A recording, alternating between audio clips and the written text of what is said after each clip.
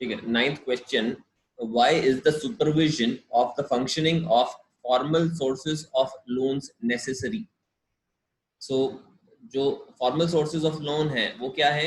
Banks हैं आपके, NBFCs हैं, या खैर इन्हीं दोनों में ज्यादातर आपका आ जाता है, बैंक्स और NBFCs। इसके बाद अलावा जो जो अनरेगुलेटेड सोर्सेज हैं उनमें, और बाकी सारे अनरेगुलेटेड या इनफॉर्मल सोर्सेज हो जाते हैं। NBFCs ही आपके काफी टाइम के होते हैं। जैसे कुछ NBFCs होती हैं जो कि सिर्फ फाइनेंशियल होती है, कुछ आपकी गोल्ड लोन के बेसिस पे करती हैं, कुछ सिक्योरिटीज के बेसिस पे करती हैं, तो क्या कोलैटरल लेती हैं उसके बेसिस पे होते हैं। तो जनरली हम बैंक्स और NBFCs को कंसिडर करते हैं फॉर्मल सोर्सेज में, फॉर्मल सोर्सेज ऑफ क्रेडिट या लोन्स। तो अब इनका रेगुलेशन जरूरी क्यों है? देखो, availability of credit is very important for growth and development of any particular country. अगर ग्रो करना है, डेवलपमेंट चाहिए हमें, अगर जल्दी ग्रो करना है तो उसमें क्रेडिट की जरूरत होती है कि जो भी कोई काम करना चाहता है या कुछ परचेज करना चाहता है उसको लोन दिया, और वो that person is either going to invest or going to consume, कि अपना या तो कंजम्पशन पे एक्सपेंडिचर करेगा या इन्वेस्टमेंट पे एक्सपेंडिचर करेगा, और चाहे किसी भी चीज के ऊपर करे, that is going to lead to economic growth. How कि अगर कंज्यूम कर रहा है तो that is going to lead to someone else's production. तो अगर मान लो लैपटॉप अगर खरीद रहा है तो उसमें जो लैपटॉप बनाने वाली कंपनी है उसकी प्रोडक्शन इंक्रीज होएगी, जो सेल्स और डिस्ट्रीब्यूशन में लोग लगे हुए हैं उनकी प्रोडक्शन इंक्रीज होएगी, या जो सॉफ्टवेयर डेवलपर्स हैं उनकी इनकम इंक्रीज होएगी, उनकी सर्विसेज की सेल ज्यादा होएगी। तो अगर ग्रो करना है किसी कंट्री को और डेवलप करना है तो उसमें लोन की या क्रेडिट की इंपॉर्टेंस बहुत ज्यादा है, किसी भी सेक्टर में, इंक्लूडिंग एग्रीकल्चरल सेक्टर। एग्रीकल्चर और इसके साथ में एग्रीकल्चर, एजुकेशन वगैरह या इंफ्रास्ट्रक्चर, तो ये कुछ सेक्टर्स हैं, इनको प्रायोरिटी सेक्टर भी कहते हैं। जो RBI है, in order to regulate the formal sources, RBI ने प्रायोरिटी सेक्टर गाइडलाइंस बनाई हुई है। इसको प्रायोरिटी सेक्टर लेंडिंग गाइडलाइंस कहते हैं, PSL। तो जो प्रायोरिटी सेक्टर लेंडिंग है, तो अगर किसी भी, जैसे जो फॉर्मल सोर्स है बैंक या NBFC को अगर कोई लोन देना है, अगर 100 रुपीज का दे रहा है तो RBI की गाइडलाइंस के हिसाब से शायद अप्रोक्सीमेट बता रहा हूं मैं, 40 to 45 रुपीज प्रायोरिटी सेक्टर को लोन देना पड़ेगा। कि अगर टोटल लोन आप 100 रुपीज दे रहे हो तो 40 से 45 रुपए लोन आपको प्रायोरिटी सेक्टर में देना पड़ेगा। ये अप्रोक्सीमेट में बता रहा हूँ, एग्जैक्ट फिगर नहीं है ये, हाँ, लेकिन ताकि आपको समझ में आ जाए कि इतना कुछ अमाउंट प्रायोरिटी सेक्टर को दिया जाता है। तो इससे क्या फायदा होगा कि जो प्रायोरिटी सेक्टर जो गवर्नमेंट डिसाइड करती है या जो RBI नोटिफाई करती है उसमें ग्रोथ इंक्रीज हो सके, क्योंकि एग्रीकल्चर में नॉर्मली लोन नहीं दिया जाएगा। तो ताकि एग्रीकल्चर में फार्मर्स को लोन दिया जाए और एग्रीकल्चरल सेक्टर हमारा ग्रो करे या फार्मर की इनकम बढ़े, तो इसलिए प्रायोरिटी सेक्टर लेंडिंग की जाती है। अगर फॉर्मल सोर्सेज को रेगुलेट नहीं किया जाए और जैसे प्रायोरिटी सेक्टर लेंडिंग है या वो कुछ और टेक्निक्स हैं, कुछ और इंस्ट्रूमेंट्स हैं जो RBI यूज करता है, क्वांटिटेटिव मेजर्स भी होते हैं रेगुलेट करने के क्रेडिट को, ये फॉर्मल सोर्सेज को, या क्वालिटेटिव मेजर्स भी होते हैं। ये इकोनॉमिक्स में पढ़ोगे आगे चल के, 11th या 12th जो भी होगा, ठीक है। तो priority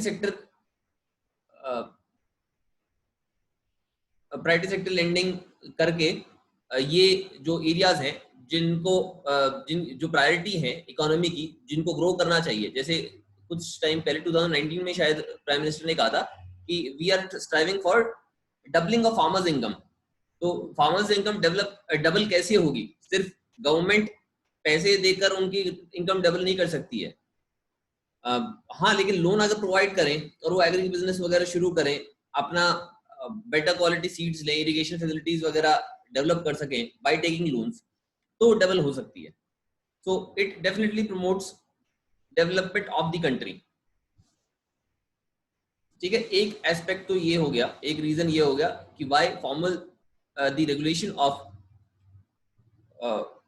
formal sources of loans is necessary.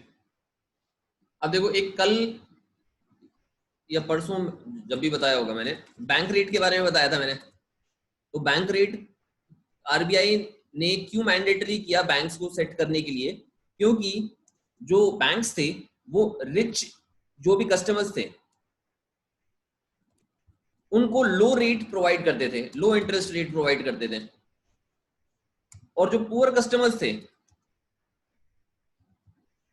उनको हाई इंटरेस्ट रेट चार्ज करते थे. तो अगर ऐसा होगा तो जो गरीब आदमी है तो that person is going to be more poor as compare to the richer person. तो बैंक्स भी क्यों करते थे ये? Because it was more financially viable. कि जो रिच कस्टमर है, so they are more well off, they have a better capacity to pay back the loans, but that is not the case with the poor customers. So that is why this was done. अब ये अगर overall economy के perspective से देखें तो this is wrong, क्योंकि इसमें inequality increase होगी. तो ताकि इनइक्वालिटी इंक्रीज ना रहे, ना होए, और इक्विटी मेंटेन हो बिटवीन रिच एंड पुअर, तो इसलिए भी फंक्शनिंग को रेगुलेट करना कॉमन सोर्सेज का बहुत इंपॉर्टेंट है. Then there is another factor कि अगर रेगुलेट ना करें और अपनी मनमर्जी से अगर फॉर्मल सोर्सेज जो चाहे जिसको चाहे लोन देते रहे. अभी जो जितने भी बैंक्स हैं इंडिया में, बल्कि अराउंड द वर्ल्ड, उनको बेसल 3 गाइडलाइंस फॉलो करनी पड़ती है.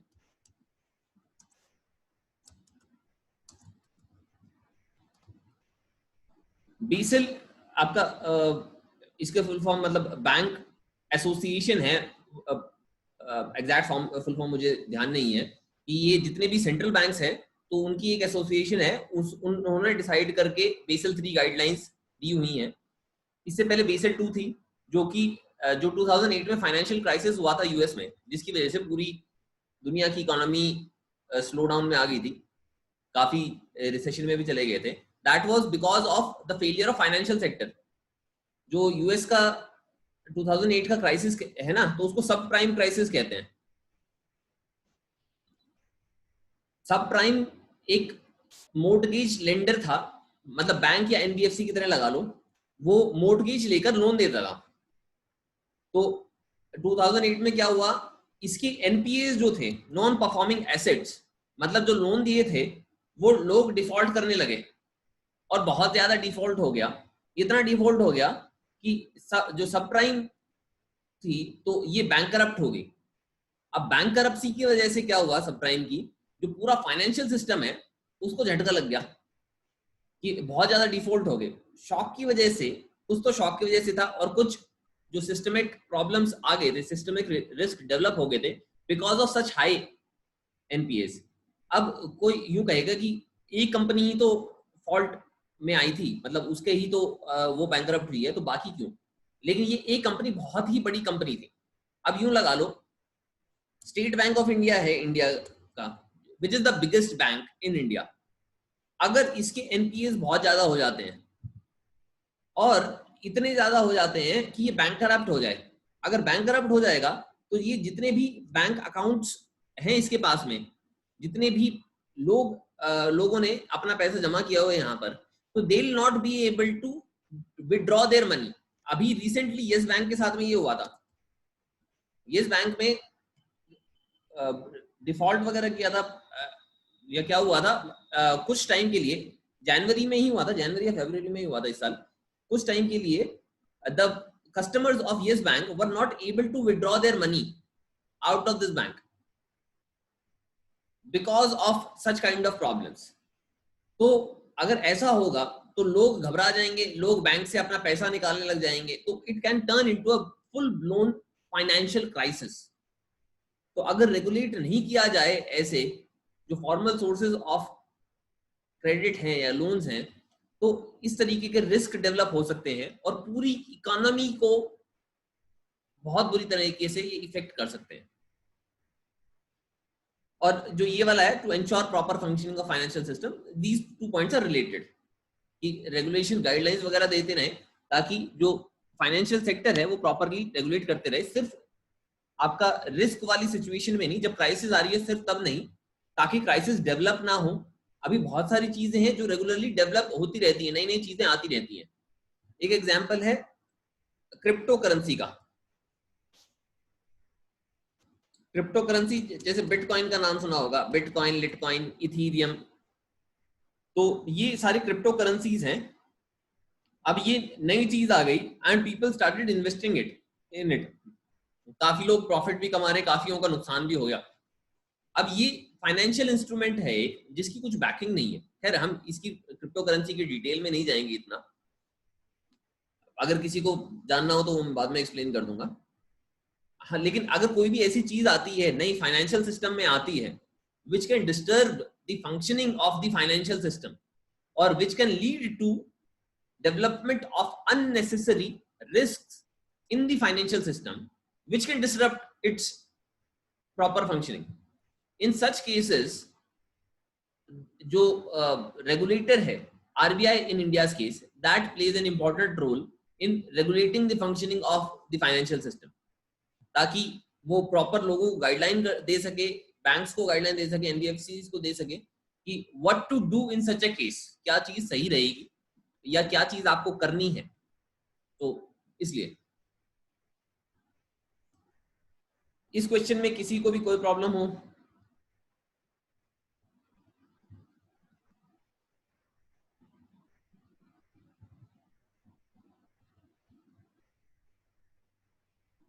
जल्दी पूछ लिया सर, क्वेश्चन ही समझ में नहीं आया। देखो, why supervision of the functioning of formal sources of loans necessary.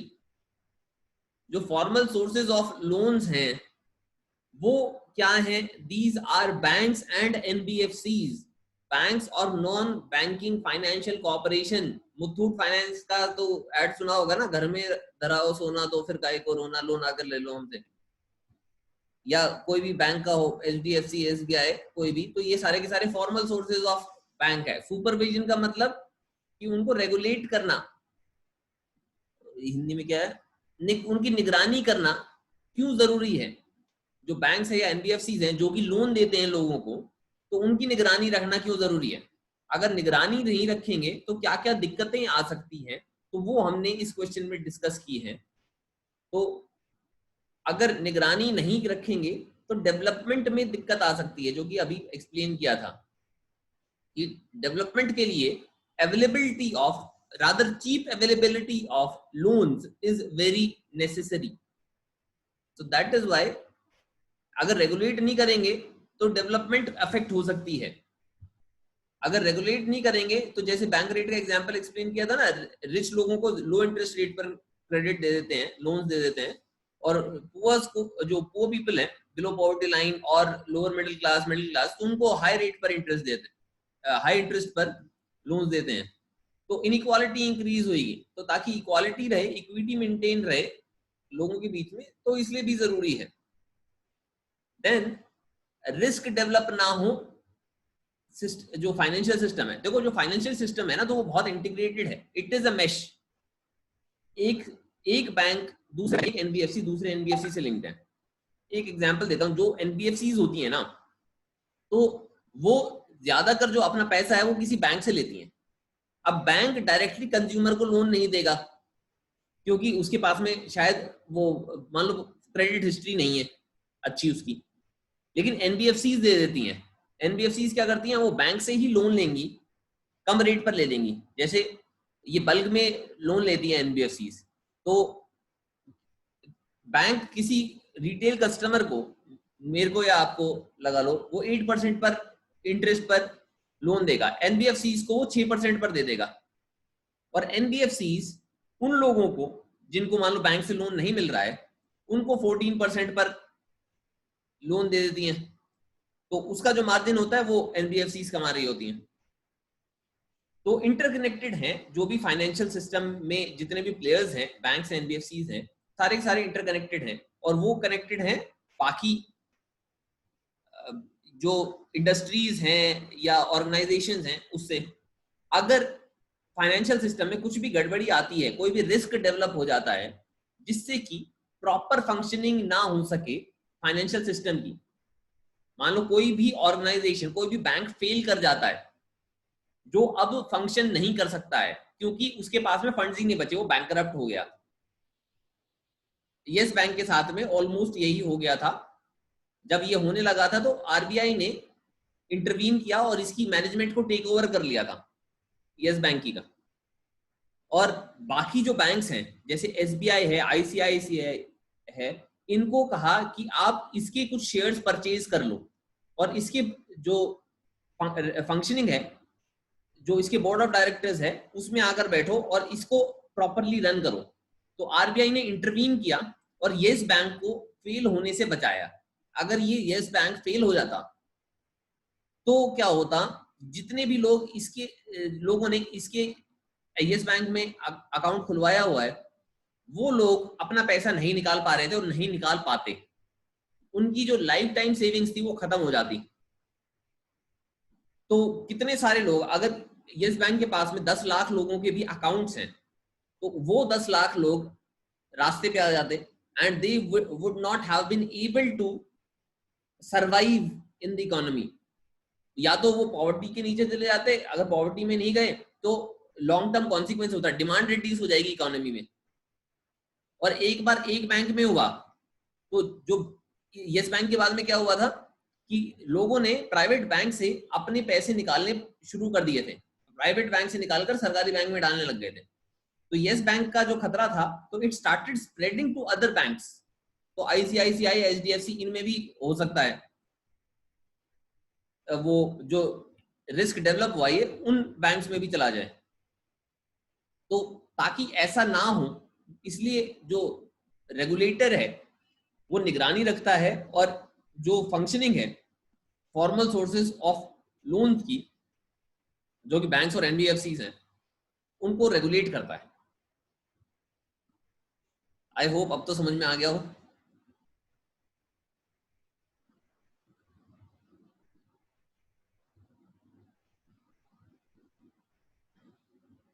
चलो नेक्स्ट क्वेश्चन देख लें फिर। 10th, prove with an argument that there is a great need to expand formal sources of credit in rural India. Why are most of the poor households deprived from the formal sector of loans? तो दो question है इसमें। पहला है तो we need to prove that there is a great need to expand formal sources of credit in rural India। तो सिर्फ rural India की बात कर रहे हैं। And why is there a need to extend formal sources of credit? देखो पिछले वाले क्वेश्चन में ही किया था हमने कि credit is important for development. अगर हमें डेवलपमेंट करनी है तो क्रेडिट देना पड़ेगा ताकि लोग लोन लें और अपना काम शुरू कर सकें या कंज्यूम करें, डिमांड बूस्ट करें। तो रूरल इंडिया में भी अगर क्रेडिट अवेलेबल होगा, चीप क्रेडिट अवेलेबल होगा, तो वो डेवलप कर सकेंगे। तो जो रूरल अर्बन गैप है, अर्बन एरियाज में ज्यादा इनकम है, रूरल एरियाज में कम है, तो वो गैप ब्रिज कर सकेंगे हम। इसके अलावा डेवलपमेंट, सिर्फ डेवलपमेंट नहीं, अगर हमें पॉवर्टी एलिविएशन करना है, that means if we want to reduce poverty in rural areas, तो अगर पॉवर्टी रिड्यूस करनी है तो उसके लिए भी लोन्स आर वेरी इंपॉर्टेंट। जैसे एसएचजीज का एग्जांपल है ना, तो एसएचजीज में जो मेंबर्स होते हैं, ज्यादातर वुमेन एसएचजीज ही हैं, तो मोस्ट ऑफ वुमेन एसएचजीज are either lower middle class और बीपीएल पीपल। तो इन लोगों को अगर लोन मिल जाता है तो ये इनकम जनरेटिंग एक्टिविटीज ले सकते हैं। तो इनको एसएचजीज को जैसे लोन मिला तो ये इनकम जनरेटिंग एक्टिविटीज शुरू कर सकते हैं। Income generating activities, for example ज्यादा कुछ नहीं किया, एक भैंस खरीदी, वो बांध ली, उसका दूध निकाल कर बेच रहे हैं, तो even this is an income generating activity. Tailoring की शॉप खोल ली, लोन लिया, टेलरिंग की शॉप खोल ली, अपना काम शुरू कर सकते हैं। एलिविएशन मीन्स टू रिड्यूस, तो पॉवर्टी रिडक्शन या एलिविएशन आप ऑल्टरनेटिवली यूज कर सकते हो। तो डेवलपमेंट के लिए, पॉवर्टी एलिविएशन के लिए जरूरी है। देन थर्ड इज जो इनफॉर्मल सोर्सेज हैं इन रूरल इंडिया,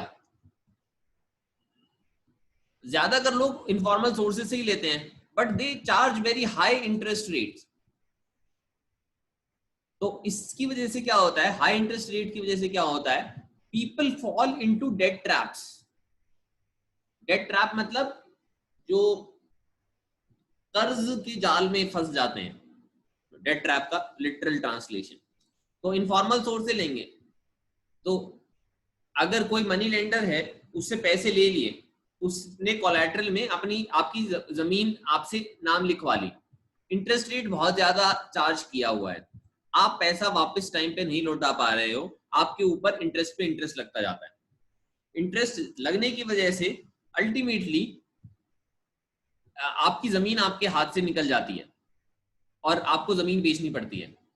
तो अगेन इनकम जनरेटिंग सोर्स एक था आपके पास में, एक एसेट था, वो भी चला जाता है। तो इस तरीके से जो इनफॉर्मल से सोर्सेज हैं वो हाई इंटरेस्ट रेट चार्ज करते हैं और debt trap, it can lead to people falling into debt traps, जिससे कि बीपीएल पॉपुलेशन इंक्रीज हो जाएगी या people are going to fall into poverty. ठीक है, तो ये तीन आर्गुमेंट्स हैं to explain that why we need to expand formal sources of credit in rural India. तो डेवलपमेंट होगी, पॉवर्टी रिडक्शन होगी और people are not going to fall into debt traps. तो कम चांसेस होंगे, चांसेस तो फॉर्मल सोर्सेज में भी होते हैं, लेकिन अगर बहुत ज्यादा इंटरेस्ट रेट होगा तो वहां पर बहुत ही ज्यादा चांसेस है। Then second part of the question is, why are most of the poor households deprived from formal sector of loans? So most poor households are deprived from formal sector of loans because there is documentation, there are terms of, देखो terms of credit आपने किया है ना, एक topic है book में दिया हुआ है टर्म्स ऑफ क्रेडिट का, कि कोई भी लोन लेना होता है तो उसके कुछ टर्म्स होते हैं और उसमें से one of the terms is documentation. कि डॉक्यूमेंटेशन चाहिए कि आपके पास में फॉर एग्जांपल आधार कार्ड होना चाहिए, इनकम टैक्स रिटर्न फाइल किया होना चाहिए। तो ये अगर कुछ कोलैटरल देना है तो कोलैटरल के पेपर्स होने चाहिए, तो डॉक्यूमेंटेशन होना चाहिए, जो कि लोग पुअर हाउस होल्ड के पास में नहीं होता। सिंपल सा ले लो, कोई भी आईडी प्रूफ है, जब आधार लॉन्च किया था ना, तो one of the reasons given by the government कि आधार क्यों इंट्रोड्यूस कर रहे हैं, तो यूं कह रहे हैं कि काफी गरीब हाउस होल्ड हैं जिनके पास में कोई आइडेंटिटी ही नहीं है, वो प्रूव ही नहीं कर सकते उनकी आइडेंटिटी क्या है, तो Aadhaar card is going to give them an identity. So documentation नहीं होता है उनके पास में, इसलिए देन क्रेडिट हिस्ट्री नहीं होती है। क्रेडिट हिस्ट्री का मतलब कि पहले आपके पास में पैसा आया है, लोन आया है, बैंक्स है ना उन लोगों को लोन देते हैं जिन्होंने लोन लिया हो पहले।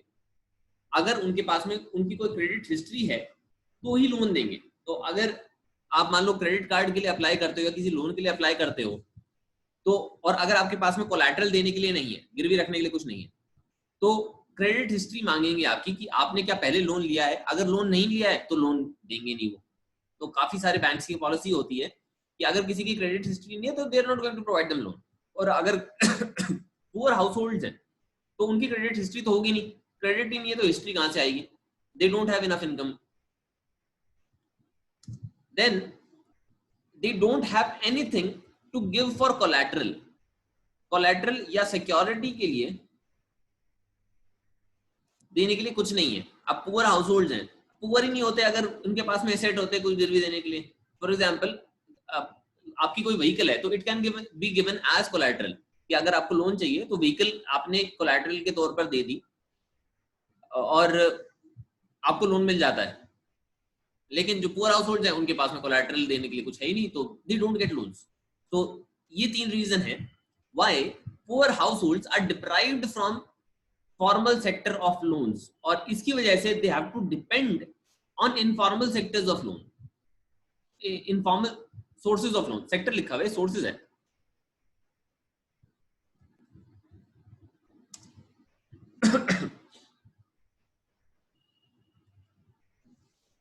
ठीक है, अगर कोई डाउट है तो बताओ, otherwise we'll move on to the next question. इन पॉइंट्स में कोई डाउट?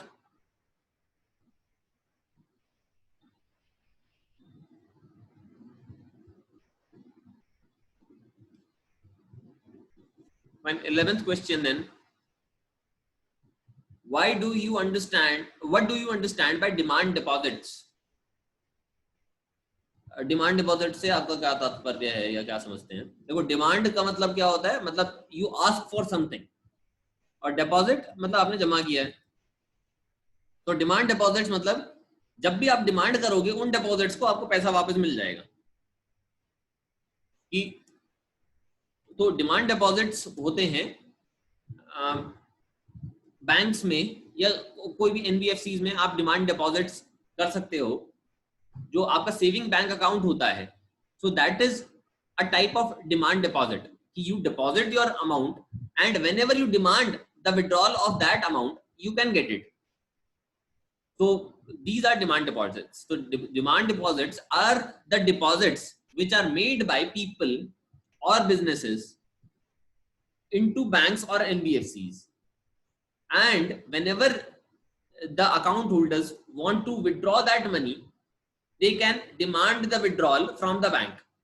तो ये होते हैं demand deposits.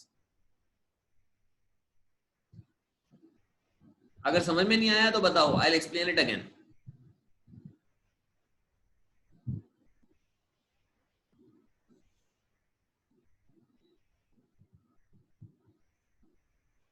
Any problems? Simple सी डेफिनेशन है.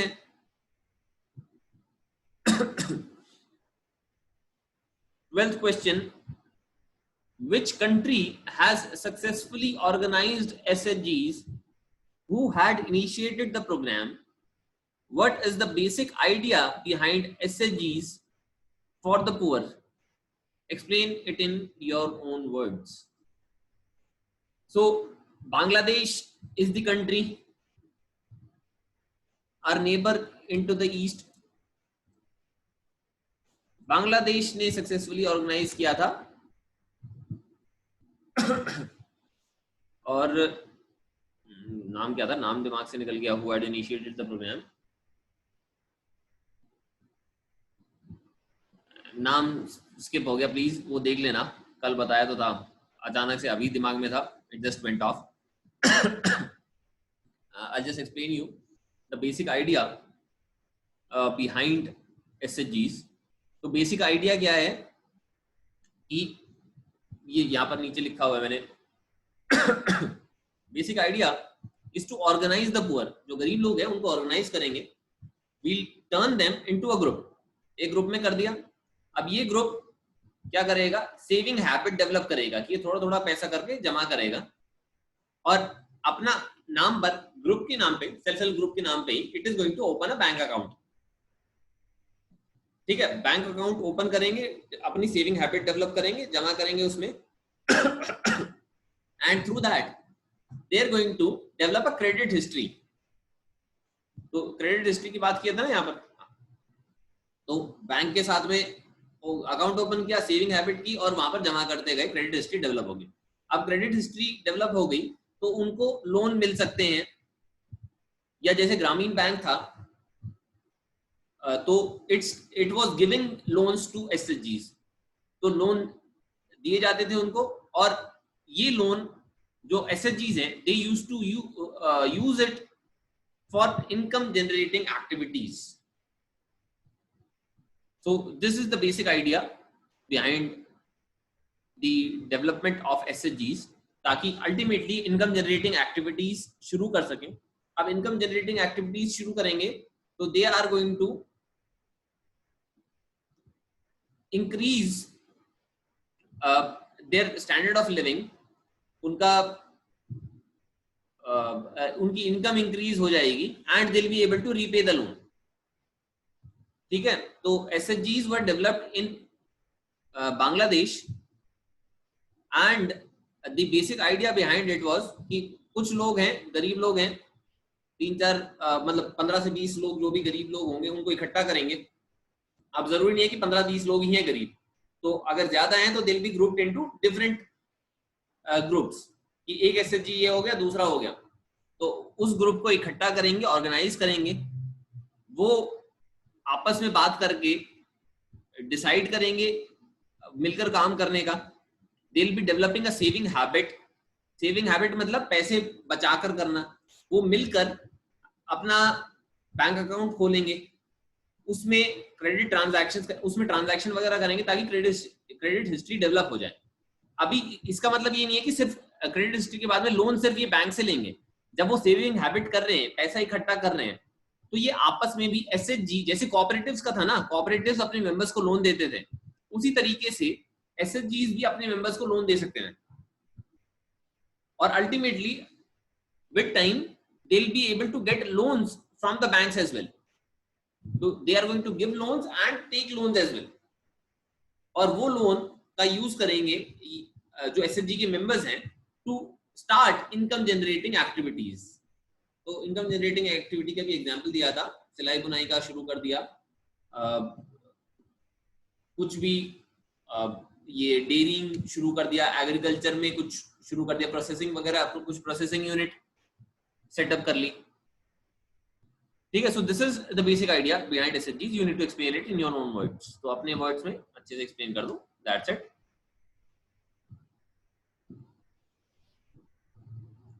Thirteenth question,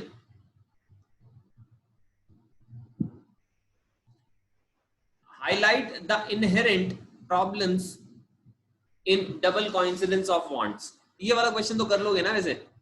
what is the inherent problem? That it is very difficult to match demand and supply. Double coincidence of wants में it is, this system is in barter, this principle is applicable in barter system। तो barter system में क्या होता है, goods are exchanged, तो no currency is used, तो money is not used as a medium of exchange।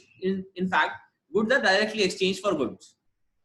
तो उस case में जो needs है, needs, wants या demand, तीनों को अल्टरनेटिव भी कह सकते हैं, नीड्स, वांट्स या demand. It is very difficult to match these with supply. तो आइडियली अगर किसी चीज की डिमांड है, उसकी सप्लाई होती है, तो डिमांड और सप्लाई मैच कर जाती है, और जो बायर्स हैं, सेलर्स हैं, उनको अपना अपना सामान मिल जाता है। बार्टर सिस्टम में क्या होता है कि अगर किसी को एक चीज चाहिए, लेट्स से डिमांड है टेबल्स की, तो सप्लाई भी टेबल्स की होनी चाहिए। तो और इसकी जगह अगर टेबल्स परचेज करनी है, तो जो खरीद रहा होगा, टेबल्स खरीद रहा होगा, that is going to give the other person something, कुछ तो देगा, कुछ और प्रोडक्ट दे रहा होगा। तो वो प्रोडक्ट क्या हो सकता है, मतलब कुछ भी हो सकता है जो भी वो प्रोड्यूस करता हो। फॉर एग्जाम्पल अगर ये टेक्सटाइल में काम करता है, अपना क्लॉथ बनाता है, तो शर्ट दे सकता है। लेकिन जब सप्लाई जो करता है वो टेबल्स मैन्युफैक्चर तो करता है, लेकिन उसको शर्ट नहीं चाहिए, उसको मान लो चाहिए जो कि लेदर बनाने वाला कर सकता है। तो जो लेदर का काम करता है वो बेल्ट प्रोवाइड कर सकता है, लेकिन ये टेबल देता है और बेल्ट इसको चाहिए। तो it is very difficult to match demand and supply in the case of barter system. तो इसलिए it is very problematic to have double coincidence of wants, especially in case of complex economies।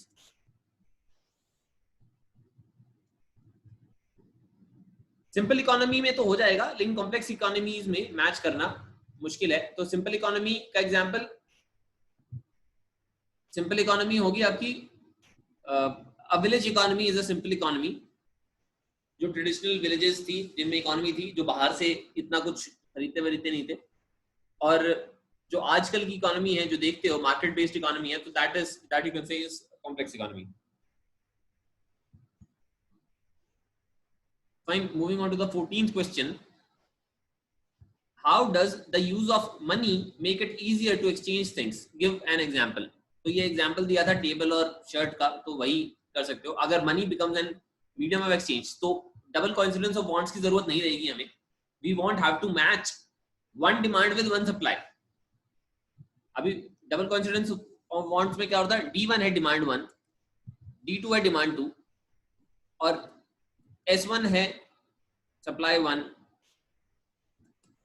S2 supply 2 है. तो D1 को S1 से match करना पड़ेगा, D2 को S2 से मैच करना पड़ेगा. लेकिन हम अगर मनी को ले आते हैं, यहां पर मनी आ जाता है, तो मैच करने की जरूरत नहीं है. D1 या D2 को M से एक्सचेंज कर सकते हैं और M से S1 या S2 को परचेज कर सकते हैं. तो when money becomes a medium of exchange,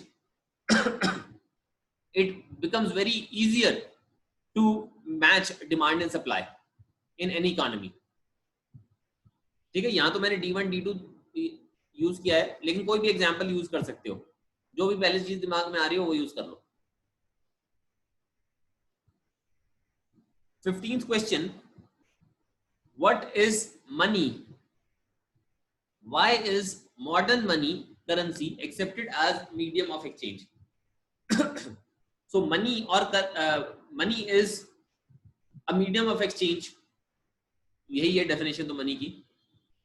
So it modern money or currency is accepted as a medium of exchange because it is a legal tender and it is backed by the government of the day. Government नहीं कहेंगे, backed by law कह लो, law is a better word. वैसे state होना चाहिए, लेकिन फिर state बताना पड़ेगा. स्टेट राज्य नहीं होता, state is the entire country जिसको हम कहते हैं. ठीक है, so modern money is accepted because it is legal tender. Legal tender में काफी बार एक्सप्लेन कर चुका हूं, शुरुआत में फर्स्ट क्वेश्चन शायद लीगल टेंडर का ही था. So it is accepted as a medium of exchange because it is legal tender. मतलब lawfully any particular payment can be settled using this money and no one can refuse to accept modern money as a settlement for payment. तो अगर कुछ भी खरीदा है तो money दोगे तो दूसरे को एक्सेप्ट करना ही पड़ेगा, करेंसी दोगे तो. अभी डिस्कनेक्ट होने वाला है, तो we be concluding here itself. अगर किसी को भी कोई डाउट होता है इन दीज फर्स्ट 15 क्वेश्चन, तो 15 क्वेश्चन हम कर चुके हैं. इन 15 क्वेश्चन में अगर कोई भी डाउट होता है, you can let me know, you can text me any time, I will reply as soon as I can. ठीक है, so please do these questions in your notebooks. अगर अभी कोई डाउट हो सर. हाँ जी.